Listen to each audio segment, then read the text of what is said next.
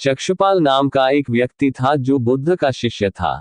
चक्षु का अर्थ है आंखें, लेकिन दिलचस्प बात यह है कि चक्षुपाल स्वयं अंधा था। एक दिन महात्मा गौतम बुद्ध जेतवन विहार आश्रम पर थे। चक्षुपाल उनसे मिलने आए और बुद्ध को अपना श्रद्धा प्रणाम देने के बाद से आश्रम में ही रुक गए। एक दिन बुद्ध के कुछ भिक्षुओं ने कुछ मरे हुए कीड़ों को चक्षुपाल की कुटी के बाहर पाया। इसके बाद उन्होंने चक्षुपाल की निंदा करनी शुरू कर दी। बुद्ध ने जब शिष्यों की शिकायत सुनी तो उन्होंने उनसे पूछा कि क्या तुम लोगों ने चक्षुपाल को कीड़ों मकोड़ों को कुचलते अपनी आंखों से देखा? तो सभी शिष्यों ने मना कर दिया कि उन्होंने अपनी आंखों से तो कुछ नहीं देखा। तब भगवान बुद्ध ने उनसे कहा कि जैसे तुमने चक्षुपाल को कीड़ों को मारते हुए नहीं देखा, ठीक वैसे ही चक्षुपाल ने भी कभी उन कीड़ों को मरते हुए नहीं देखा। चक्षुपाल ने उन कीड़ों को जानबूझकर नहीं मारा है, इसलिए ऐसे में उनकी निंदा करना बिल्कुल उचित नहीं है।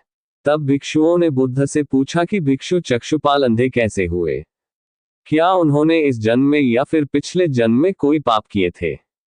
तब बुद्ध ने उन शिष्यों को चक्षुपाल के एक पूर्वजन्म की कहानी बताई। बुद्ध बोले कि चक्षुपाल पूर्व जन्म में एक चिकित्सक थे। एक नेत्रहीन स्त्री सभी जगह चिकित्सा करवाकर हार चुकी थी। कोई उसके आंखों को ठीक नहीं कर सका। तब उसने चक्षुपाल से अपने नेत्रों की चिकित्सा कराई और उसने चक्षुपाल को यह वचन दिया था कि यदि वो उसकी आंखों की रोशनी लौटा देंगे तो वो और उसका पूरा परिवार भिक्षु चक्षुपाल के दास बन जाएंगे।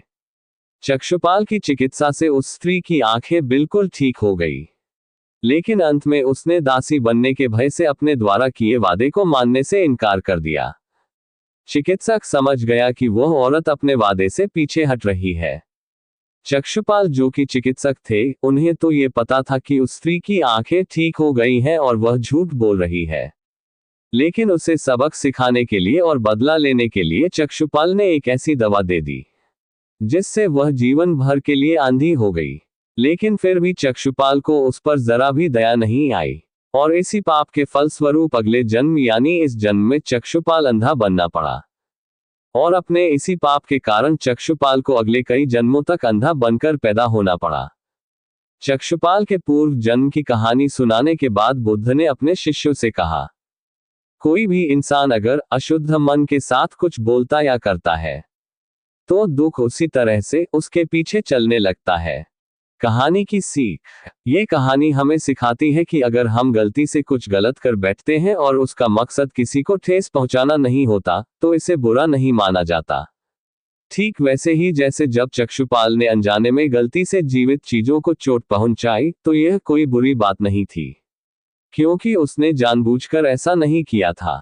यदि कोई किसी बुरी भावना के चलते कोई दूसरे के प्रति कुछ बुरा करता है तो उसे अपने कार्यों के परिणाम स्वरूप होने वाली बुरी चीजों का सामना करना पड़ेगा।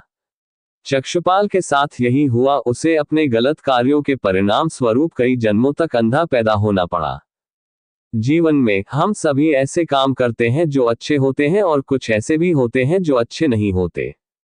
हम भी कभी कभी गलतियां करते हैं, लेकिन वास्तव में जो मायने रखता है वह ये है कि हम अंदर से कैसा महसूस करते हैं।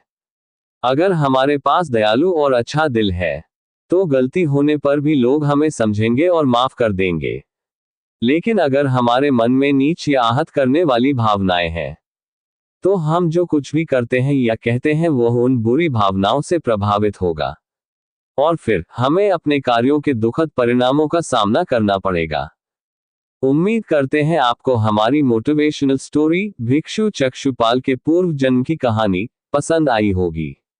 हमारी चैनल द देव मोटिवेशन पर वीडियो देखने के लिए आपका धन्यवाद। ऐसे ही वीडियो देखने के लिए मेरी चैनल को सब्सक्राइब कर लेना।